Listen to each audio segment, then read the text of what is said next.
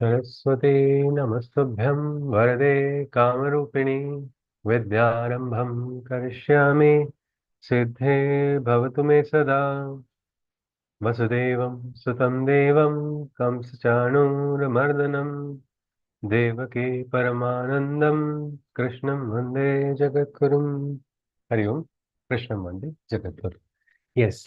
Can someone recollect anything that we saw last? From the link and we can move ahead. Yes, please. Anybody?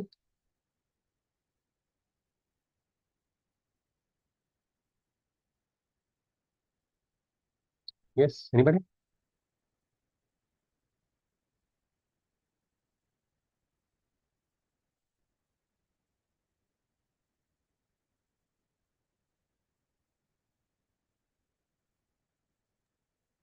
Just try. Yes, Chitraji, thank you. Yeah. So we started from the shloka, 11th shloka. So where Krishna says devotees can seek him in any form they please, and their purest prayers are always accepted. And then about a little bit we saw about the varnas, not in detail, but just a little bit of that. And then Krishna also says that nobody can change the divine, or we cannot just tell that we'll give something and sort of change the divine. So one who understands this will never be entangled in this karma bandhana. And then he started off with explaining what is action and inaction. Um, and then we saw about who exactly is an illuminated mind or a person. So one who does not seek any gratification, and um, then who was given up on attachment, who was undisturbed, then was desireless, and is blissful. Even while performing any activity, he is in the state of detachment, and he feels he is not the doer, but the divine has done his work. So, yeah, and his senses are under control, and whatever actions that he performs are free from sin. So, and whatever results that come out of it are accepted, and he's contented with that. Never envious, and success or failure is taken with balance, and works don't bind him. Absolutely. So such a person has transcended choice. Such a person who has gone beyond the dvandva of success and failure. That was a truly free person.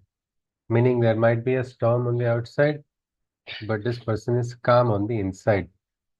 So this not getting bound to outcomes, it is a very difficult experience to actually practically experience in life, isn't it? When something happens according to our wish, we feel happy, we feel, very comfortable, confident, all of it. But something goes against our wish, we become, we can say, afraid, or we become insecure. We have a lot of pressure, a lot of tension, something is out of our control. We feel that way. So how do we bring it in practice? Anybody? One way where we can become free from this attachment to the outcome. We had seen one example also, isn't it? Someone who talked about dealing with both with the same poise. Yes, anybody? Late Ma Sushma Swaraj had given us a beautiful anecdote actually about dealing with both difficult moment as well as happy moment. Can someone recollect? And then we'll go ahead.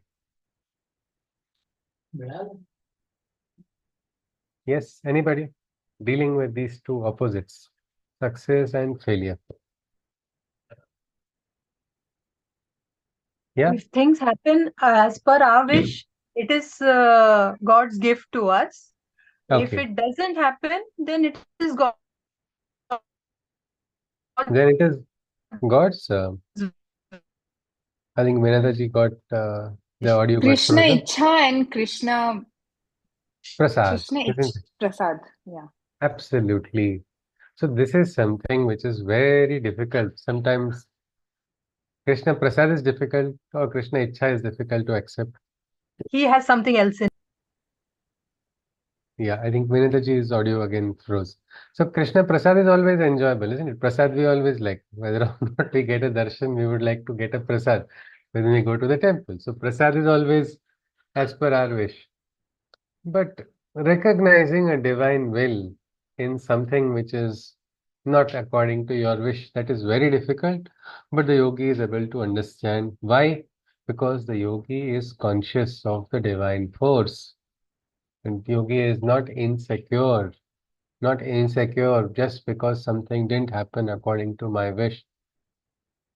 We all have this tendency, isn't it, of security. We want something, assurance. We want some kind of confidence.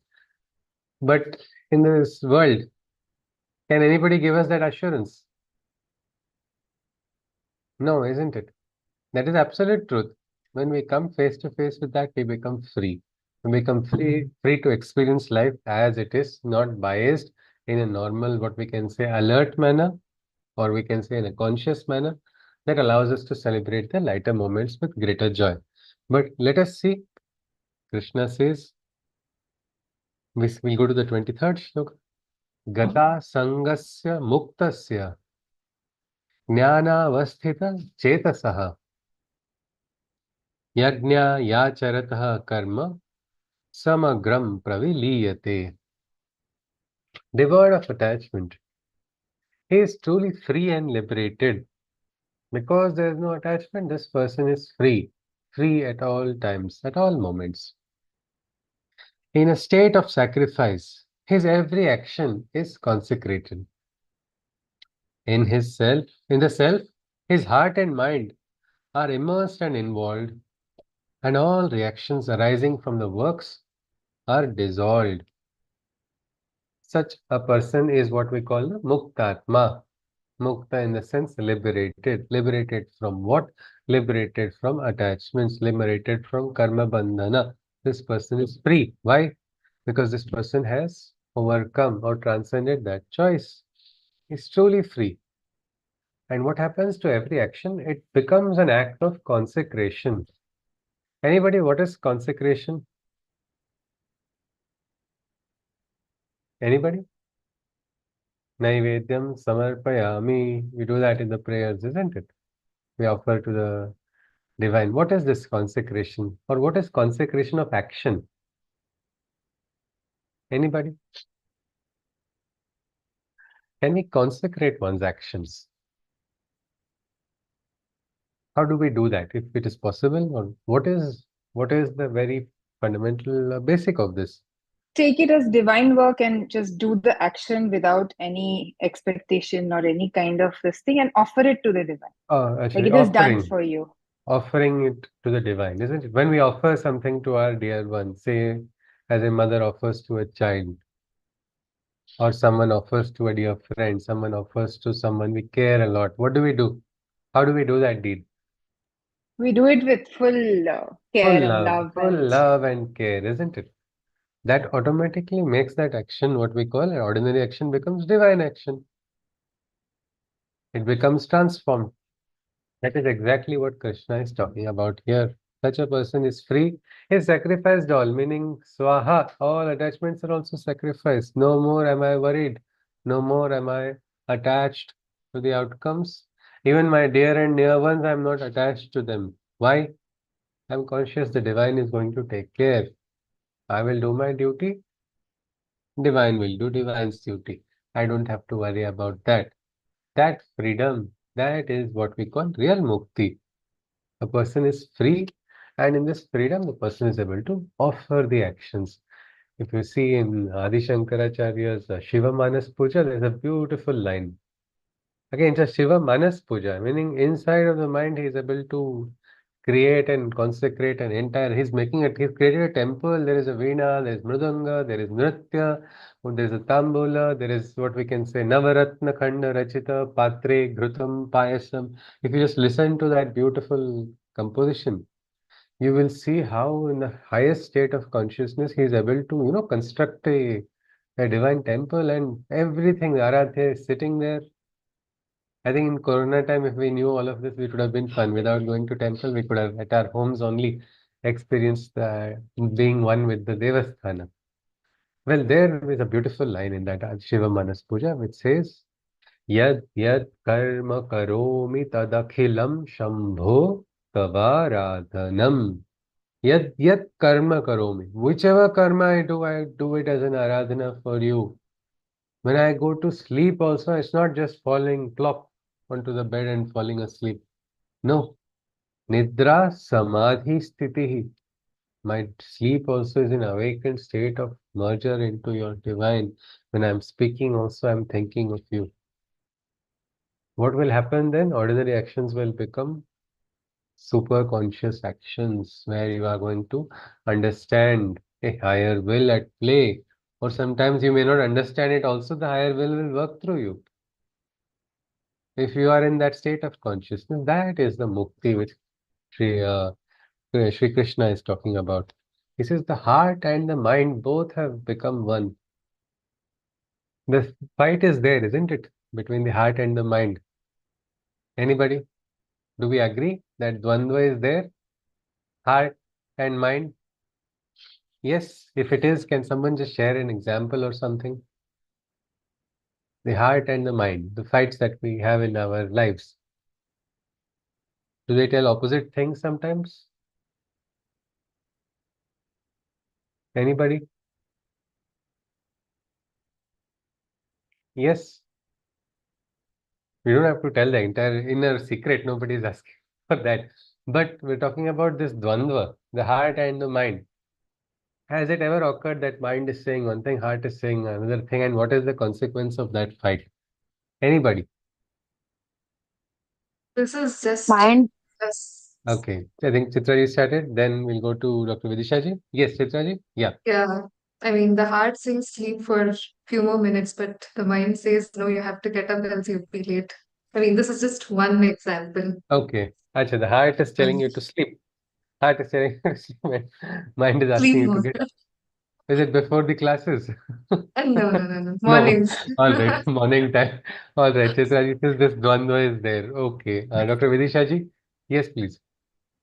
So I was saying that for example, if if a teenager's hobby is something, and for example, hobby is painting and wants to choose a medical career, but the heart Okay. will say, okay, I'll pursue painting, but the mind will say no. Mind is little practical.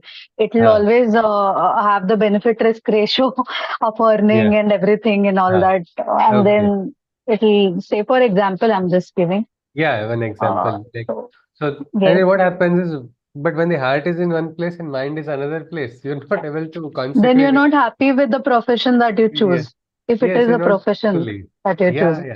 Yes, you yes, don't yes. enjoy that profession then Yes, in that because case. one place this is gone here, one place it goes other place. Many times what happens, one person's heart says one thing. Somebody comes in front, heart is saying one thing. Mind says opposite thing. And Bichara tongue is in the third place, speaking what is not in the heart and what is not in the mind also.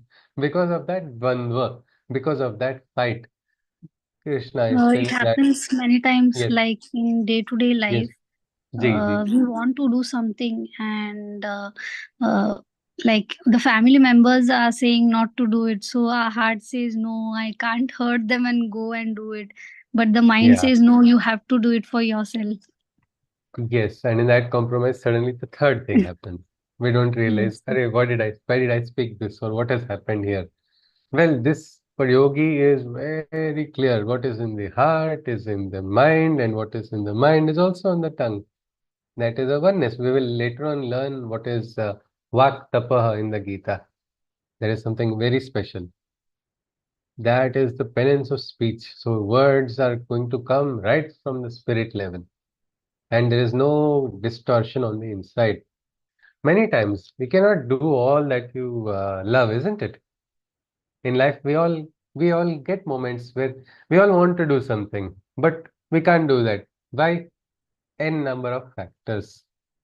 Sometimes the factor is us, but so many times the factor is not us also. Circumstance, situation, bandhana, Again, as Meghaji said, sometimes family is bandhana, sometimes previous works I have. Somebody has, I remember one person sharing, this person inherited a debt from the father. And next 18 years of that person's life, the person did financial planning. In next 18 years, if I work in this particular pace, including some whatever increments I get, I will become free from this major debt.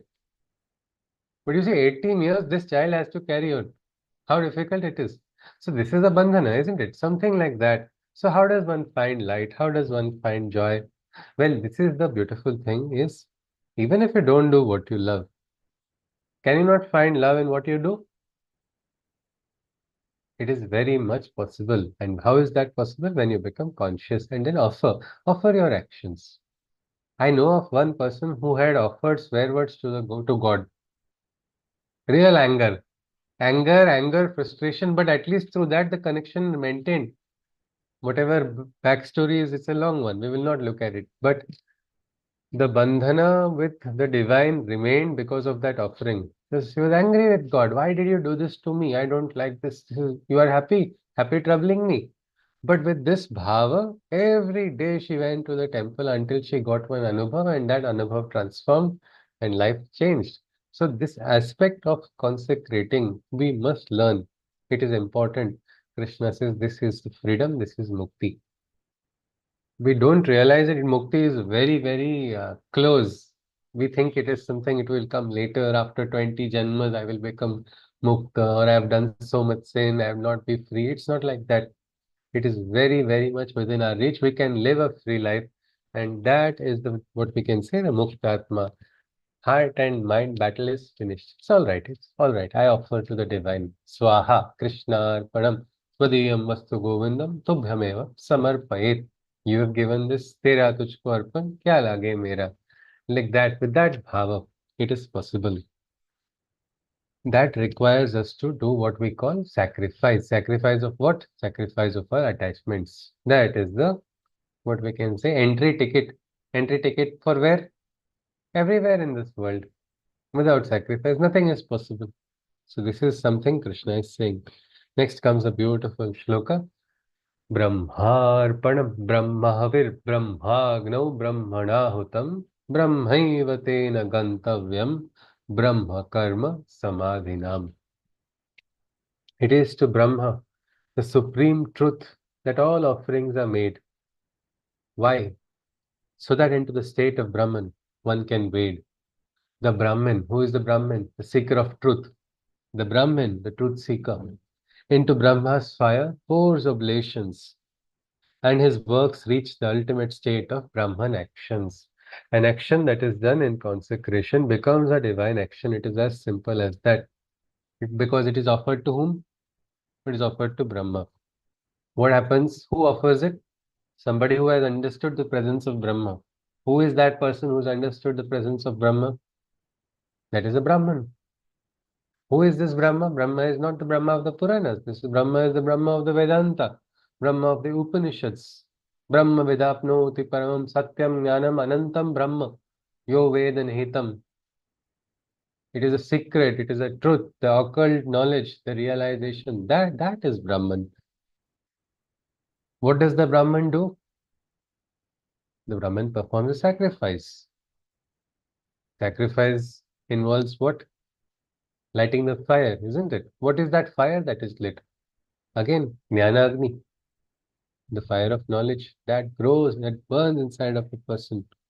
What is poured into the fire? Ahutis are poured, isn't it? Ahutis in the sense offerings, oblations. People offer Gritam, people offer Vanaspati, people offer different Samhita. So many things are offered. What is the Brahman offering into that fire? The Brahman is offering attachment. Brahman is offering what we can say, one's ignorance. All that is being offered into the fire. And what is happening? That fire is then growing, isn't it? Fire of knowledge grows when your ignorance disappears. So this entire system is for what purpose? To raise the consciousness of the Brahman. Sant Tukaram had said, I went to see God. I didn't know when I became one. Is this ahankar? Well, you study Tukaram's life, study Tukaram's life history, you will see, no, this is not ahankar, this is sakshatkar, this was a realization. So sincere, so clear in his consciousness he was. And he got that realization. That is why his words are revered. His name is taken before the name of the Devat also. Anybody has been to the Vari or been with the Varkaris? Yes. Anybody knows their chant, what they say? Before the name of the Devat, they say Jnanova Mauli Tukaram. Look at that. The Bhakta has become more important than the Devat. Why? Because he's showing the way to reach that state of consciousness. And this offering or sacrifice is the way that will allow each of us to raise our consciousness. Krishna goes on, there are so many people making so many types of sacrifices. Look around in the world, you will keep seeing people making different ways. Why? Because there are so many paths, n number of paths. Each person can follow their own path. That many paths are there actually. Krishna talks about different paths here. He says, Daivameva pare yajnam yoginaha paryupasate brahmagna vapare yajnam yagne naivopa juhvati. Some seekers of a divine union make sacrifices only to the gods whom they prefer. But there are others who in the sacrifice partake into the Brahma's fire. They offer solely for the sacrifice's sake. When some with Swartha they make prarthana. Give me this, give me that. I want this, I want that. If somebody had a device to, just trap or record all the prayers made, no? Inside of a temple, you'll see it's a big list of wants. It will be like continuously, give me this, give me that. I want this in return. Many times, husband says, don't give her this thing. Wife says, don't give him this thing. Just attachment everywhere continuously. That only, that is one type of prayer. Some people offer everything with a expectation of desire. That is why people make statements, don't worship Shiva, worship Kubera. Better worship Ma Lakshmi than Ma Saraswati. When you're not recognizing they are all one, they are the different forms of the one goddess. The highest consciousness of Aditi is there, that manifests. Mahalakshmi, Mahakali, Maheshwari, Mahasaraswati, whichever name you want to understand, they are all connected. They are one in consciousness. But that one does not understand. Why?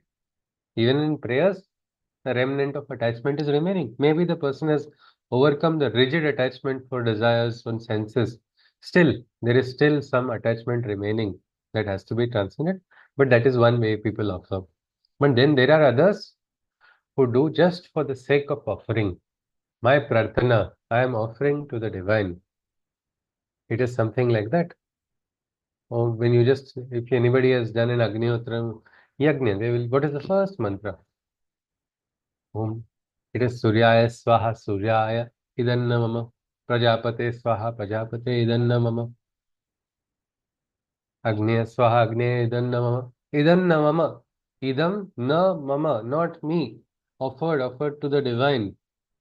The I has disappeared. Why is it done? Because it needs to be done. Simple as that. I feel it is required. It needs to be done. This is an opportunity for me to express gratitude. Sometimes there is no more powerful tantric prayer than thank you. Dhanyosmi. Powerful prayer for a sadhak because that is giving you gratitude. That is teaching you what we can say humility. You're free from desires. You become ready to.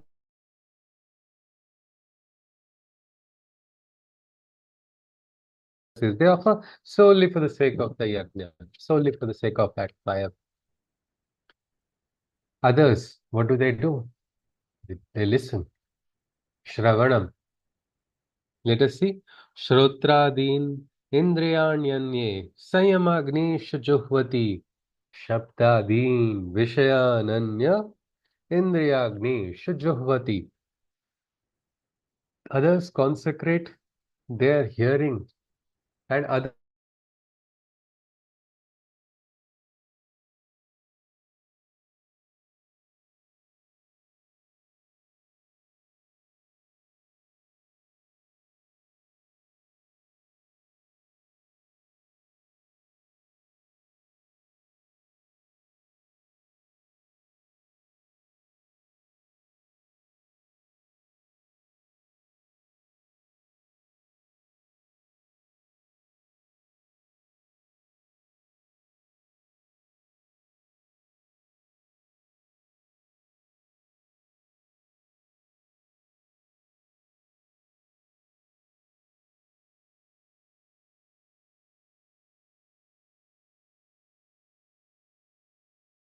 I think it's working now. Hari Om.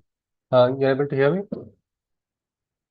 Yes. I was talking about the Shrotra about Shrotra or hearing correctly at that time. Everybody's able to hear me right now, isn't it? Is the audio okay? Yeah. All right. Fine. Thank you. Shrotra I think the shloka we were seeing the 26th shloka. I'll just repeat the shloka once more. Shrotra Indriyanyanye Sayamagni Shujuhvati Shabdadin Vishayananya Indriyagni Shujuhvati. Others consecrate their hearing and other senses as a whole into the sacrificial fire of self-control. Some place the music of sound or the best objects they desire, thus offering their senses into the sacred sacrificial fire. So, Krishna is saying some of them, they try to only, I want to hear good things. Bhadram karne shrunyam devaha, bhadram paschimakshabhirjatraha. Let me hear all auspicious things. Let me hear that is good. They would like to have smaran. They would like to have a chintan. They would like to have manan. Let the mind resonate only the words of the divine. Let me focus on that. That is one way people walk. Some people control all their senses. No, I will follow austerities. Some of them very strongly, they say, Chalo, theek hai, I will control my senses. It is difficult to control the senses, isn't it? But it is not impossible. It can be done if we take that resolve. Some place the music of sound or the best objects they desire. Music is, I think, is a shortcut for the divine. Anybody agrees that music as a vehicle for connecting with the divine? Do we have anybody who is a singer or who sings? Yes, anybody?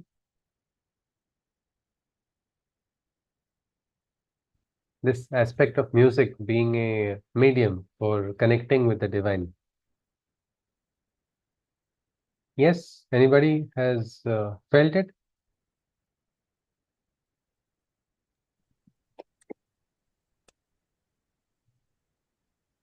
Hariom? Yes, sir. We have bhajans, satsangs and all. So Bhajan, satsang. satsang. So you feel so nice after that, That is singing. Yes, yes. They say, no, it is Nada, Brahma, or it's a shortcut. Musicians are directly doing sadhana. You see, late Lata Mangeshkar was called incarnation of Ma Saraswati. It was her voice connected with that highest consciousness. Yes, one pointed, I think Lalita ji has said, when you chant, free of thoughts. All right. So let us continue. Some place music, and best objects, whatever they desire. Give it. I think as a mother gives to the child, no? Here, have it. Beti, le lo. Beta, le lo. This is very nice. This is best. Something like that. Whatever they can understand as best as offering, they offer to the divine. Thus offering their senses into the sacred sacrificial fire. This is one more way of offering to the divine. Sarvan Indriya Karmani Prana Karmani Chapare Atma Sanyam Yoga Gnau Juhvati Jnana Deepite. All sense-bound actions are offered by some, along with their bodily actions, breath, and life force. With self-control, all of these offerings only oblations become into knowledge's fire, light's kindling source. So, sense-bound actions, all the actions that a person does, that sometimes people offer that only to the divine, along with even breathing, controlling their breathing, controlling what we call the prana vayu. Prana vayu is not just oxygen. It is a life force that enters and leaves a being. When it goes out of a person, what do we say? Gata pran. The person is no more. The prana has left. There is an exercise also people do for prana. Is anybody aware of that? We go to the gym, we do different workouts, all of it. They're for the physical body, isn't it? But then there's an exercise for prana. Pranayama. Yes, Prana. pranayama. Anulom Vilom. Yeah, Anulom Vilom, Bhastrika, Kapalabhati, Tribandha, so Brahma. many, Brahmari, Ujjayi, so many are there. Prana is keeping us alive, isn't it? Every day we are alive because Pranvayu Sancharan is going on. It's coming in, going out. Imagine suddenly Pran says, no, enough, nobody is looking at me, and I'll take some break. And our Astitva will disappear. So the yogis had discovered techniques of evolving through exercise of prana also. That was called pranayama. So they control their breath. They decide, okay, I'm going to have this control even over my breathing. All of these actions, what happens? They become the source. They become oblations. They become a source of what? Source of fire. Fire of what? Fire of knowledge. The Jnana Deepa, the light of knowledge, starts illumining inside of a person. It will be visible when our light starts glowing on the inside. Why? Well, when there is light, darkness will disappear, isn't it? In our life also, we'll start experiencing that darkness in different areas. That starts disappearing through this sadhana, through tapasya. There was a very nice song for the sadhak, which says, Dhyasa eka sadhaka antarata thevatu, Zana yatna devatu, Zana yatna devatu. Know that efforts are your God. Efforts are your God. Keep that determination firm inside. Nasela sobati koni sangati tujhazari, asela ratra kazari. If there is nobody also around you, no company for you also, it's all right. Even if you are surrounded by pitch darkness, pitch ignorance. Sadhaneta apya magna ho sadaiva tu. Go deep into your sadhana. Let your sadhana start going deeper. Use it as an opportunity. How many yogis used opportunities? What we can call apada, and that is converted into avsar. Sri Aurobindo inside of a jail, Alipur jail, waiting to be hanged by Britishers for a very horrible ploy against such a great yogi. But what happened there inside of that Alipur jail? What spiritual experiences he got? What great experiences that related to a big transformation. The Krishna experience took place inside of that jail. That place has become a Tirthasthan now. People go there just to once more this is the place where he was. Let me just get a glimpse of it. Mandalay prison, Lokmanya Tilak. Gita Rahasya was written inside of a prison. So I think any moment, no matter how dark it is, can be used as a chance, as an opportunity for transformation. Krishna says, these become the source of light. Let us go on. We'll go to the next shloka. Dravya yajnas tapo yajna yoga yajnas tatha pare swadhyaya yajnascha yatayaha sanchita vrataha. Some make material offerings for their benefaction. Dravya yajna. They offer dravyas. I am offering this to this person. Some people donate lands. Some people donate objects. Some person does annadana. Our Nachiketas' father started donating cows. Unfortunately, he didn't give good cows, which started the entire Kathopanishad because he was giving a Dravya Yagna, which was not according to the proper way. You give a cow that is going to be useful, isn't it? What is the use of giving a cow that is not going to be of any use? When the cow is not going to give milk or the cow is too old, then you are going to, it's like gifting a white elephant, isn't it? This is a phrase, isn't it? Gifting a white elephant is what? Somebody who is very poor, who's hardly having anything to feed himself or herself, and that person gets a gift whose maintenance cost is so high. Will it be a gift or it will not be a gift? It will cease to be.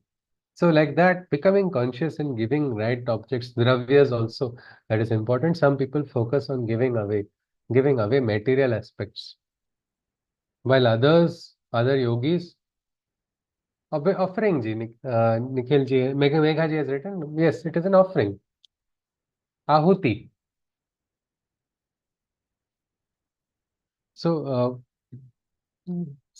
some offer material offerings, while other yogis practice rigorous austerity in action, tapasya. They become very, what we can say, very, they like, I will speak only these many words.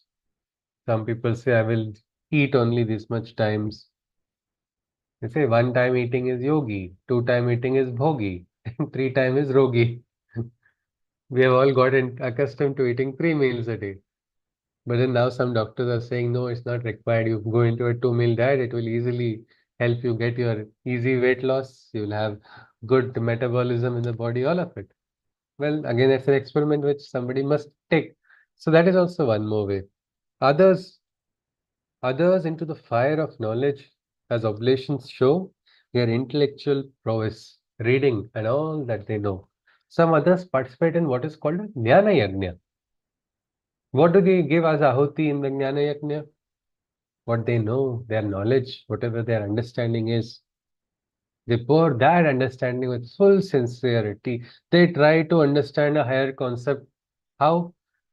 By offering all that they know inside. So this is all my entire capacity. I'm offering it all to take, to receive a higher knowledge.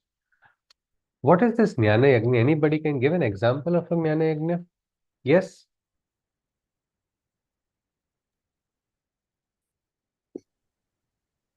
Perhaps you are an example of one who is giving gyan to others about. Okay, Binaji is saying I am. I will say Binaji is an example, and everybody else here are an example because we're all studying the Gita, isn't it?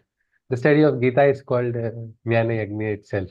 Yeah, but you are helping us understand it better. I think you are helping me. Otherwise, I don't think I would be reading the Gita again and again, isn't it? So I think we're all helping each other when we look at the Gita. And Krishna is the central aspect of the, what we can say, the Agni of the Gita. And light comes from Krishna only. So yes, this study of the Gita is also, it is considered a Jnana Yajna itself. Many times people say to be part of the Jnana Yajna itself requires auspicious blessing of Krishna, otherwise it will not happen. Because Gita is there. Many times in many people's home, Gita is there. One person said it was COVID which made me touch the Gita. I've been carrying the Gita in the flight. This person was in US. Extensively, I would travel. My father had given me this book. He had told me it is important and read it, but he never read it. He said I would just carry it in the flight with just one thing. If something happened in the flight also, it's okay. I had the Gita with me. That is all that person had in the head. But never did that person think of reading the Gita. And then the time came. My mother wanted me to read the Gita when I was young, especially in college. I would close my ears. Now I don't want. My guru decided 4 o'clock in the morning when I joined, we'll study the Gita. It went for 4 or 5 days. He saw me yawning. He saw me when he was reading out the shloka. He saw me looking this side, that side. Suddenly one day he came and said, "We'll we'll look at it later. It looks like the time has to come." And then I don't know how much time it took, but then it came. Now everywhere Gita is only there. Now I'm not able to come out of it because it is there everywhere. So something like that. This Jnana Yajna also is there. People engage, like we saw satsangas, people do abhyasa, people study various scriptures. These are all different ways. And what do they pour in that? What they know. All the knowledge that they know, it becomes a collective sharing, isn't it? Just now, like in the sessions, how everybody's sharing their experience. Who are they sharing it with? With everybody. Who is getting benefited? Everybody is getting benefited. So this is also one type of way that people engage in sadhana. A part of that is this scriptural reading, jnana yajna. Then Krishna says, apane juhvati pranam, prane panam tatha pare, prana pana gati radhva, pranayama parayana. So this now pranayam has come. Some of them engage in pranayam consciously, while others practice the sacrifice by breathing, the life force that they are inhaling and exhaling. Thus, they exercise restraint on their very life force and regulation over their breaths they enforce. So Krishna says this, he says, while others practice the sacrifice by breathing, they breathe in, breathe out. Pranayam is basically controlling your prana and the apana. How is it moving? Then there are different ways. People use kumbhak, bahya, anta. So many different techniques are there. And then there are some yogis who are not even, they just do it with sadhana. It happens. Means they don't even focus on the tantric or the kriyas which have to be done. Automatically it happens. There was one very senior sadhika in the ashram. She dedicated her life for sadhana. She had dedicated her life in service of Sri Aurobindo and Mother. Kusumben, her name was. I remember she had come to Damleji. She said, I wanted to learn pranayam. So she came to him. She was herself quite senior to my guru. Actually, now my guru is the 78 now. That time it was nearly 10 years back. It was that time she was already 10, 11 years senior to him, or a little more also. And I was very surprised. She came with a pen and notes and she wanted to understand about pranayam. I thought, what? She does not know about it? I was a little surprised. But then she knew different techniques and she was, I wanted to hear this technique. And while Damleji always while teaching the technique, he would give a background of it. So while talking to her, he said, Anulom Vilom, those yogis who do it regularly, what happens is both their nostrils get active. Otherwise, anytime only one nostril is active. You just keep your hand in front of your nose and breathe out, you'll see only one nostril is active. Only it is like that. I think when we are having a sinus, we understand the nose is blocked. If it's fully blocked means will not breathe, no. So it's one side only that gets blocked. Then many times the mother says, "Bete, yahan pe so jao, turn the other way and sleep. You will fall asleep better." Because only one side is active. But this yoga, when you do pranayam regularly, Anulom Vilom is done sometimes for a very longer period. Both the nostrils get active. Meaning what? You are inhaling twice the amount of the fresh. If you forget prana is more than pranvayu, you consider oxygen only as everything. Chalo, you are getting double the oxygen. That is going inside. You'll feel fresh, you'll feel recharged. But this sadhika, she told something very funny. She hit her head. अच्छा मुझे लगा कुछ गड़बड़ था because both her nostrils had got active naturally and she did not even know about it. How easily Siddhi has taken place and she's just so in a relaxed manner she's okay, there's nothing wrong with me then. I thought there was something wrong. Well, this happens consciously when a person aligns with what? With the higher consciousness. And so this is one way. Sri Aurobindo's guru for in the starting stage before the higher realizations took place, there was Lele. Lele Guruji was there. He told him about pranayam. He learned a little bit from him about pranayam. And then afterwards, Sri Aurobindo went deep into pranayam. He would do for several hours at a stretch in a day. It's very difficult. 8 hours, 9 hours. How can anybody do pranayam? Well, it's possible. There are yogis who understand it. And that realization came afterwards. So this is what they exercise restraint on the very life force and regulation over their breaths they enforce. It is said about pranayam, pranayamadi yogena sarva roga samuchayet. Many diseases can be cured just by doing proper pranayam. Yes, Meghaji says patience increases, concentration increases. Absolutely. If you do pranayam properly, meditation is a consequence of good pranayam. Naturally, you will go into dhyana sthiti. Then the second part of the shloka is also there. Like we said, pranayamadi yogena sarva roga samuchayet ayukta abhyasa yogena sarva roga samudbhava.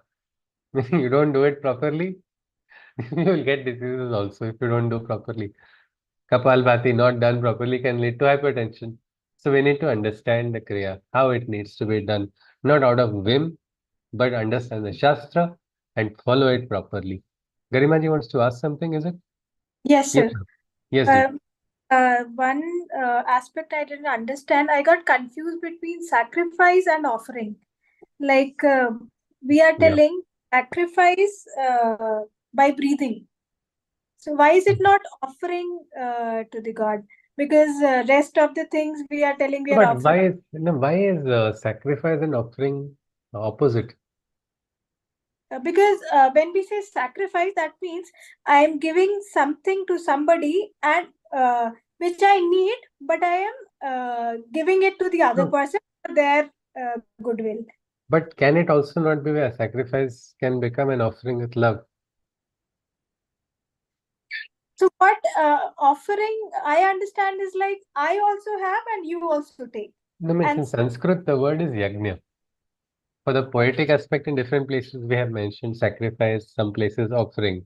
But if you look at the bhava artha, you see instead of the literal artha, actually the best sacrifice is that which is done as an offering. You're not feeling like you're doing it, that you're giving away something. I have given it to the right person only. It's not like it was with love, it is done, it is complete. That ananda is there. Means what happens? I have given away something I need, means what's happening? There's somewhere in the heart, is there no, yeah, I needed this, but I gave it to this person.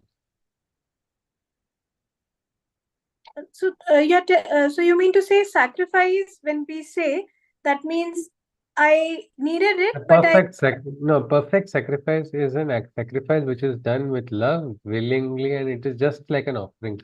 There's no difference between the offering and the sacrifice. Okay. So they can be used interchangeably, right? Yeah, they can be. They can be when it is done in the right spirit. Normally in English, when we use it, I sacrifice my time for you. So that I is there, and then I have a loss is there. A feeling of loss is generally associated with the word sacrifice, but it need not be. Yes. Like I say, Okay. I have 10 t-shirts, and then okay, I sacrifice one of those 10 t-shirts and I give. That is also sacrifice. I have only one t-shirt, but that I have given with love to my friend. That is also sacrifice only, isn't it? So the bhava can change. But here in pranayam, they are talking about control. It is difficult. Self-control. Try sitting in one place for a long time. Just even try for 15 minutes sitting in one place, not doing anything. Turn off the light wherever you are. Just sit. You see how difficult it becomes. Suddenly you feel somebody is calling, nobody is calling you. Still you will feel like that. Distraction, indriyas will come. You'll suddenly feel. I used to remember when I first tried meditation, I used to scratch my head. No, I don't want to scratch. Half of the fight would be don't raise your hand. Don't scratch your nose. Just sit in one place.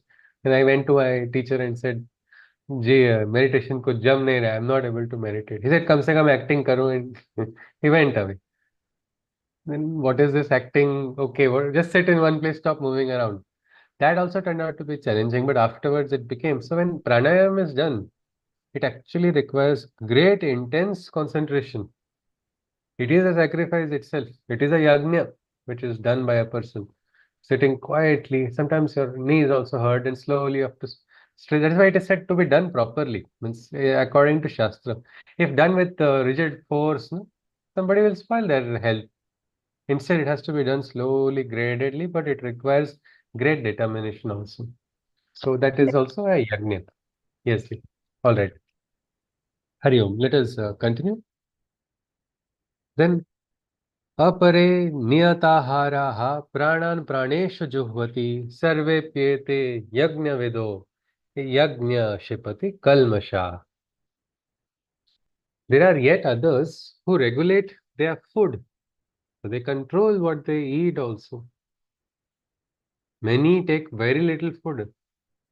Some of them are without food also for many days. It seems impossible. But no, there are people who are doing, we can say, some people do nirjali upvas also, even without water. It is said to be difficult. But I have seen we have a group called Krishna's Delight Family. One of the Delight Family members, she had done a very strong upvas. And she said she would like to meet me because I'm coming nearby. So we decided, all right, take care, madam. She said, I'll just give food for my husband and I'll come at that time. So at the bus stop, she came to greet and said, let us have tender coconut. Fine, chalo, let us have, all right. She was not having. I said, sorry, why are you not taking? No, today is upas. I said, is water not allowed? The tender coconut is okay. He says, no, I don't take even a drop of water. I was feeling so guilty, oh my God, how am I going to, what will I said, no, please don't feel guilty. I'll feel bad. Then I actually went behind a tree and quickly finished it and came back. But I was so surprised. How is this person? She's come on the two-wheeler, full day, she's working, and yet she's a working professional, yet following this. Well, it's a very big difficult thing. It's difficult, but yogis get that. It is not to be done. No sadhana should be forced on anybody. That is number one. Meaning even simple upvas also let the person do, not because Shastra says this person must do like this or this must be done, because each person's body is different. Consciously, one person must take that decision, whichever sadhana which suits a person. But there are people who are doing this. We must be conscious of that also. Ki chalo, theek hai. This is also one way. They control their ahar. There are others who regulate their food.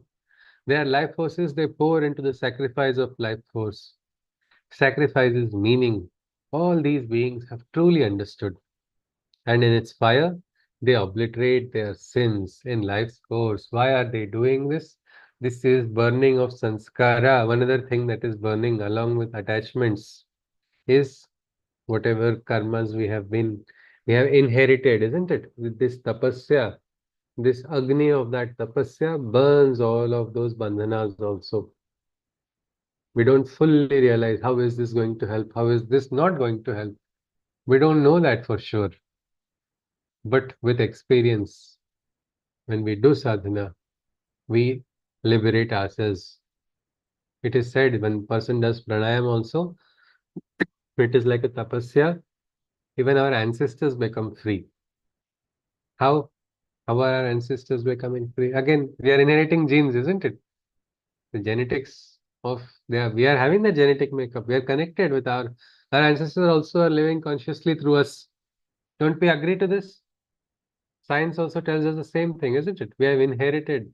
That is there. So this yogi who does continuous sadhana in the jungles alone, not connected with anybody, such a person, nobody needs to do Shraddha Kriya also for karma for that person.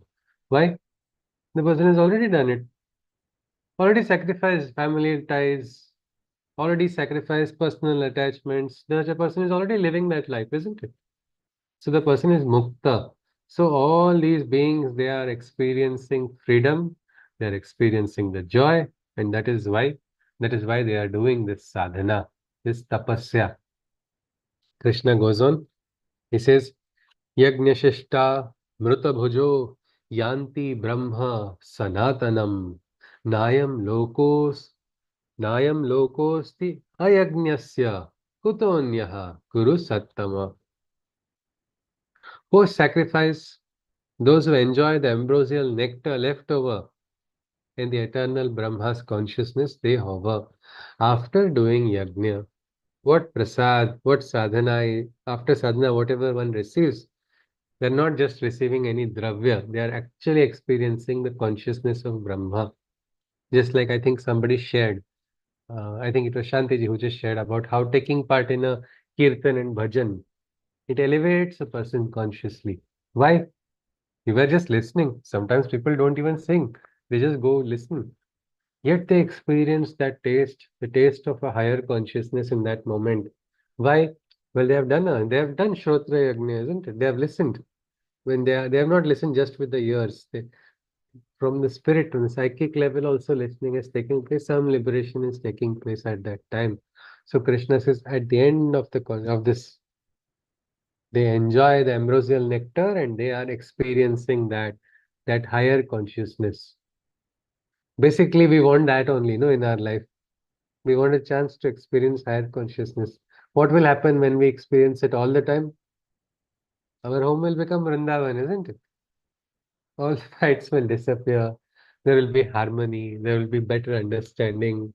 We'll learn to love each other better. We will have a fuller experience. We'll progress so many. There's the endless potential of what is awaiting when we reach that state. But that state must be sought. Only then it can be reached. Krishna says, when even this world isn't for those who sacrifice not, and if not here, elsewhere, can anything be got? A simple question. Means in this loka also, in this loka, can we get anything without sacrifice? No, isn't no pain, no gain. Everywhere we have to do some sacrifice. So if you're not sacrificing in this world and you're not going to get anything in this world, do you expect to get something in another world, Arjuna? Some other you're thinking, I will get, chalo, theek hai, I didn't do my duties. So as a compensation, I will get something in the Swargaloka, 5 BHK with parking in Swargaloka. What Swarga? What is going to come to you when you have not? This rule of sacrifice connects the three lokas also. Wherever you go, it is connected. And this is the sacrifice is so important. It is central to our being. That is what Krishna is saying. He goes on. Evam bahuvidha yajna vitata brahmano mukhe कर्मजान विद्धितान सर्वान evam ज्ञात्वा vimokshase. Into the fiery mouth of Brahma, these sacrifices enter through many different ways, whichever one may offer. Know these as the ways of sacrificial works that must be, for this is the knowledge that shall free and set free. Krishna is saying this is that knowledge that will free, that will set you free. Anybody has heard of Mrityunjay mantra? Anyone? Yes. It is said to be the mantra of moksha. Victory over death. That is the meaning of that mantra itself. Anybody knows that mantra? Yes, sir. Yes, Manisha ji, would you like to share? Yes, ma'am. Om Trayambakam Yajamahi. Yes, absolutely. That is the one. Subandhim Pushtivardhanam Kurva Rukuviva Bandhanat Mrityor Moksh Amamritat. Mukshiyam amritat. Yes. Yeah. From Mrityu, take me to Amrita. Give me that moksha. Yes, Umaji said, I've heard it many a time. Why is it called Mrityunjay? Because it is freeing a person. It is liberating a person from what we can say from bandhana. And how is that liberation happening? Trayambakam yajamahe sugandhim pushtivardhanam. This I meditate upon that one, that God who is the Trikalatit one, the Shiva, who is the creator, destroyer, perseverer, all three. This is a form, we can say, different forms we understand, we connect with the divine. I meditate on that divine. Why? So I get liberated, because this divine is the one who is doing the growth, looking after the growth. And you know what is interesting in that? There's an example, a simile being used. Purva Rukameva Bandhanat. Anybody knows that simile? What is it about? Mrityunjay mantra has a particular something we eat very commonly, that is there. Cucumber. Yes, Rajrupaji. So why is cucumber coming into this mantra, or will we get It detaches very immortality? easily. It Yeah. detaches very easily from the stem. Yes. So otherwise, sometimes people will feel ki chalo, then Mrityunjay mantra talks about cucumber, so let me eat lots of cucumber and experience immortality. No, this is a very beautiful aspect of. If anybody has watched that cucumber, how it separates. When it is ripe, no, at that time, you just touch it lightly, it will become free. But when it is not ripe, you pull it, it will pull a portion of the stalk with it. It is not free. So that freedom from what we can say, from Mrityu to Amar Tattva, let me get that freedom so naturally by transformation. Means when a ripe fruit, you just touch slightly, it will fall on its own, isn't it? It's ready to separate, it's ready to evolve, it's ready to escape, or it's ready to move out of the clutch. Something like that from bandhanas. Let me rise naturally. Means it should not, there should be no fight at all. Let it happen just like that naturally. I think that will be wonderful in our life also, isn't it? Instead of fights in the homes. Sometimes, so many times, most of the Kurukshetras are happening inside of the house only. Imagine we get sudden harmony without these fights, without having to fight. Understanding is there, and then mukti is there. That is freedom, isn't it? Reconciliation is also possible. It's not always escaping or moving out. Solution does not mean separation only. There is another one. The solution is also there in reconciliation. That's possible. But when is that possible? Well, probably both sides will have to focus on the higher consciousness. Then only it is possible. So let us continue. Krishna goes on. He says, this is the knowledge that shall free and set free. Because this is the highest knowledge. Krishna goes on. Shreyan Dravyamaya Yajna Jnana Yajna Parantapa Sarvam Karma Akhilam Partha Jnane Parisamapyate. Over any material sacrifice that is performed physically, superior is a sacrifice of knowledge that is done intellectually. O Arjuna, all actions always ultimately reach, culminating in knowledge, the supreme truth they teach. It's better than any material sacrifice. Krishna is saying, all right, we'll probably stop at this shloka then. Or, next shloka, we'll look at 34th and stop. So Krishna says, over any material sacrifice, the dravya yajna, greater than that dravya yajna, over any material sacrifice that is performed physically, superior is a sacrifice of knowledge that is done intellectually. Why? O Arjuna, all actions always ultimately reach, culminating in knowledge, the supreme truth they teach. Better than doing some action just materially is doing that action consciously or recognizing, consciously becoming one. Why? Ultimately, it is for consciousness only that the action is being performed, isn't it? For raising our consciousness. That is the ultimate aspect which Krishna is saying, because each action is driven with the intention of bringing a realization to the individual. If we forget that aspect, we get trapped. We get trapped in the outer ritual without understanding the inner meaning of it. That is what happens in many places. It becomes mechanical. Many people do, today is my mantra, I'm going to do mantra japa, and the person keeps doing just so many pratna, and suddenly somebody moves around, and suddenly in the middle of the mantra, one swear word is hurled. So is this a awakened consciousness? Or who is that swear word being hurled at? While you are doing japa, if you feel all your japa is going directly to the Bhagwan, then swear word is also going, isn't it? So this aspect of not understanding the consciousness is something which is very important. Many times we do mechanically, there's nothing Krishna says, just mechanically doing is not good. And again, then there's another end which says, no, don't do any ritual at all. That is also an opposite end, isn't it? Another negation. It's not required. You don't have to. Instead, understand the significance. Sri Aurobindo's book is the secret of the Veda. Veda is about different, what we can say, different karmas, how one must do different yajnas.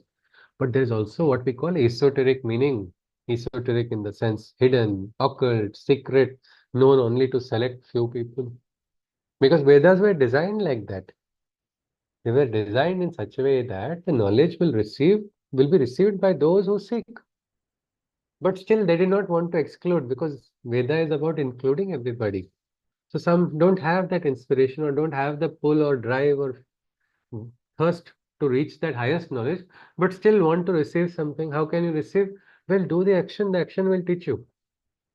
Do Agnihotra Yagna. Whether or not you understand that Agni is the Agni inside of you, you understand Agni is raising your consciousness. Agni is the God which is going to bring the other devatas into your life, and all that you don't understand. Just do that Yagna and a Dravya Yagna also. What happens? First, you'll purify the atmosphere, isn't it? First thing is you clean the place, you get the ahutis, you arrange everything, make what the offering is done, all different actions when you do. That also in that particular moment you forget everything else, you are consecrating yourself, you will get some kind of labha. But if you can understand that, like you learn the Agni Sukta yourself, memorize the Agni Sukta is fine. But then you understand its meaning, how beautiful it will be. Agnim mire purohitam yajnasya devarutvijam hotaram ratnadhatamam. Agnir Hota, Kavikratu. So many verses, each verse is pregnant with so much meaning, so many possibilities of realization. That fire, imagine if you find that fire inside of your heart and that fire starts burning, what will happen then? Agni Dev only will start residing inside of you. Your words will be driven by the power of Agni.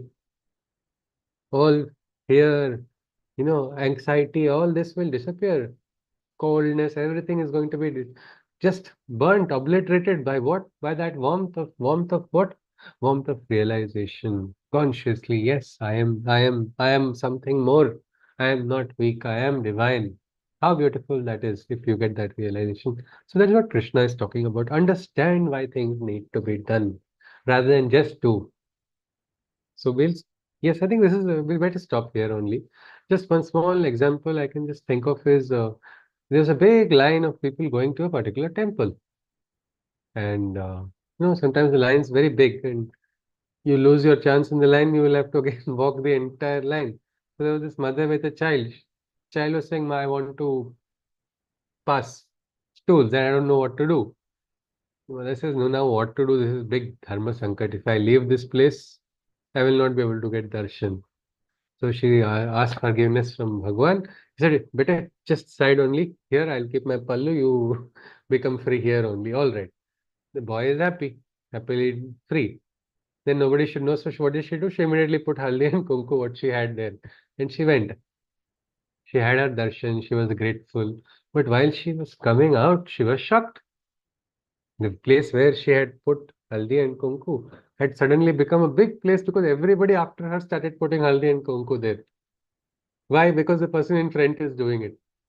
Somebody offered some flowers also. When she came out, she's like, Arey. Now she's feeling very scared. What have I done? Have I started off a wrong set of actions, whatever it is? But this is what about all the people? They just blindly followed without knowing. So it is not about blind following. When we say, people say, I go to temple so because I have to go. No. Understand why that namaskar is done. Namaha te akar. What is that akar of that divine? I am recognizing the divinity.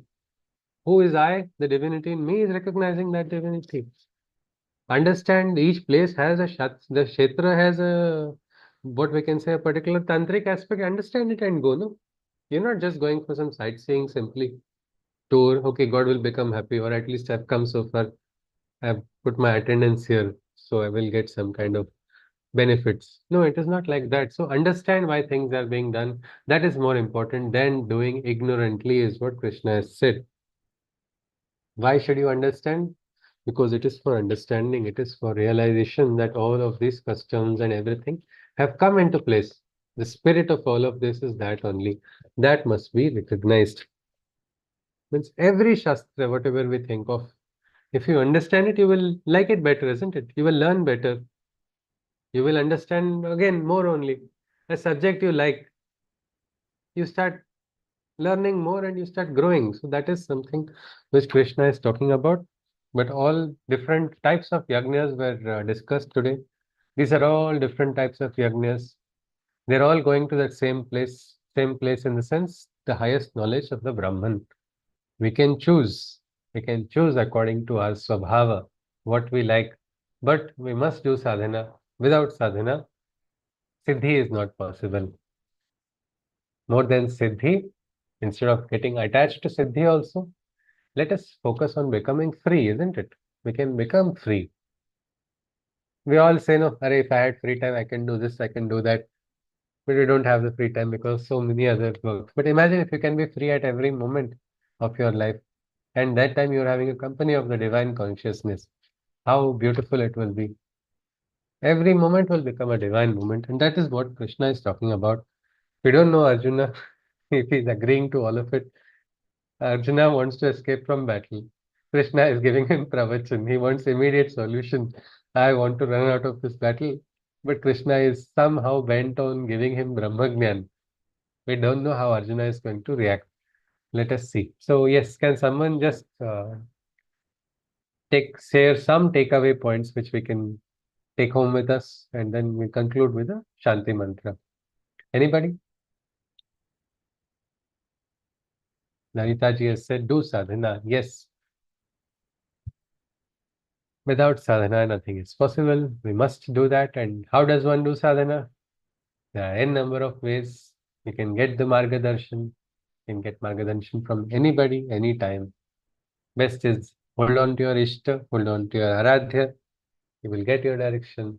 Or through Guru also. The Diksha of Guru again makes things happen. Yes.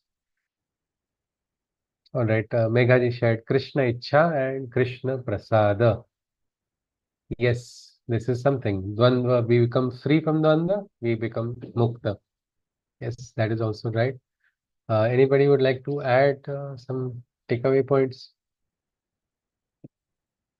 Yes. So I can also do the Shravan Yajna then. Do Yes, please. everything with devotion. Ji, consecration, devotion, everything. Consecrate Yes. your actions. That would transform the action. That will transform us also.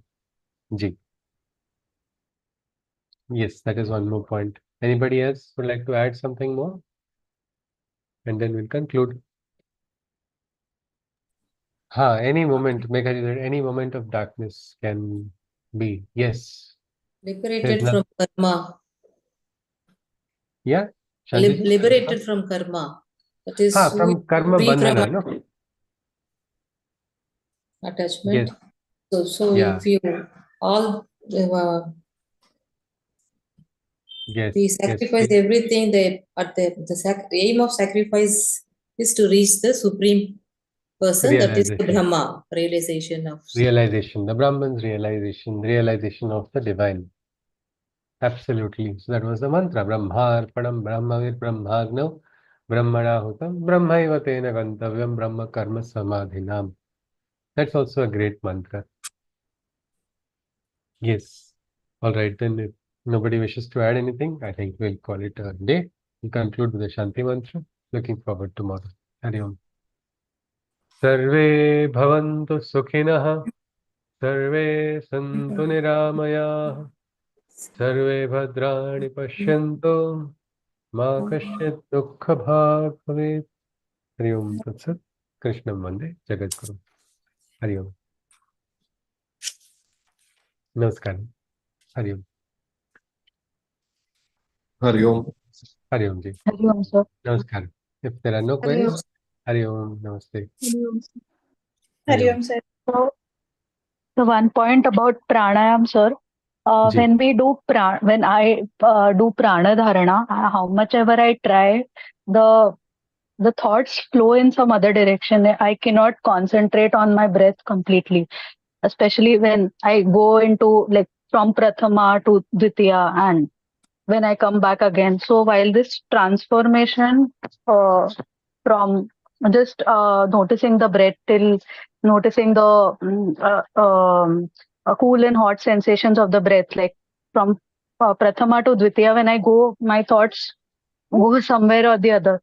So I just wanted to ask, how can we attend more focus in pranayam or in prana dharana? Hari Om. Yes, Hari Om. There is one dhyana technique Krishna is going to share in the Gita. It's very simple. Prana pano samo krutva. Nasika, it's like there's one nasikagra dhyana. There's one more bhrur madhye, focusing at this point, at the point between the eyebrows. So it can be very, Lalita ji has said, soham, coupling mantra to the dhyan while the action is being done. But I think this is one very simple way, personally from my experience also. Soham, no? When you focus with your breathing, focus the breathing and couple it with a mantra. Inhalation that time. So, exhalation. It is very, very easy. And regarding thoughts, you don't give too much importance to them. They'll disappear on their own. Focus on the kriya. Focus on the action. Many times we have what we call two minds. There's a second mind which works continuously. One outer mind which is focusing on the kriya, and then there is a second mind which is going on in a different direction. So instead of that, we can just focus on the kriya and a mantra in the background. Okay, sir. Thank you very much. I'll try to do that. Hari Om, sir. Thank you. Namaskaram. Hari Om. Hari Om. Yes. We can then conclude.